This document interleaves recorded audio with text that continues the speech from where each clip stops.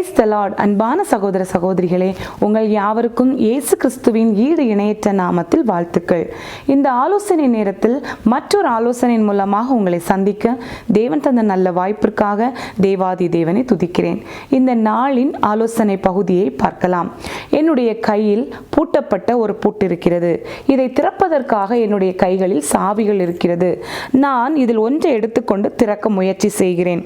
எவ்வளவு முயற்சிகள் செய்தாலும் இதை ஓபன் செய்ய முடியவில்லை. நீங்கள் கேட்கலாம், இதற்கு ஏற்ற சாவியை போட்டால் நிச்சயமாக இந்த பூட்டு திறக்குமே என்று. நான் திறப்பதற்கு ஆயத்தமாகத்தான் இருக்கிறேன். நீங்களும் உங்களுடைய பூட்டுக்கு தேவையான சாவிகளை போட்டு திறக்க ஆயத்தமாக இருக்கிறீர்களா?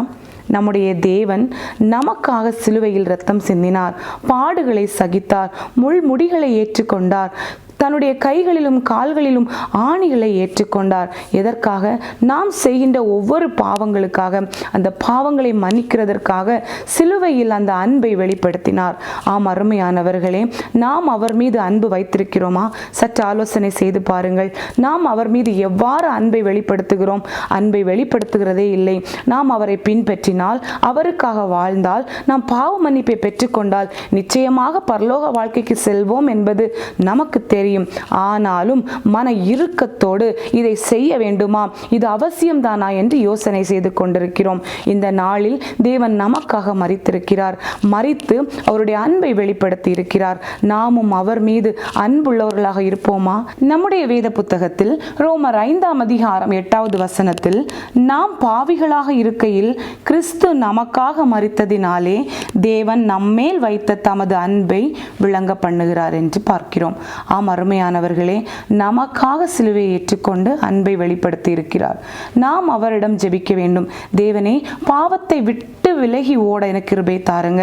அனுதினமும் கண்களினாலும் கைகளினாலும் கால்களினாலும் இருதயத்தினாலும் சிந்தனையினாலும் பாவம் செய்யாதபடி என்னை காத்து கொள்ளுங்கள் என்று கேட்கும்போது தேவன் நிச்சயமாக அதற்கு பலனை தருவார். கடந்த வாரத்தில் நாம் சிலுவை தியானத்தை பற்றி பார்த்தோம். ஒரு வாரம் முடிய போகிறது. எத்தனை பேர் பாவத்தை விட்டு விலகி ஓடுகிறீர்கள்? அல்லது எத்தனை பேர் மறுபடியும் அந்த பாவத்திற்குள் விழுந்து கொண்டிருக்கிறீர்கள்? சற்று ஆலோசனை செய்து பாருங்கள். பாவத்தை விட்டு விலகுவோம்.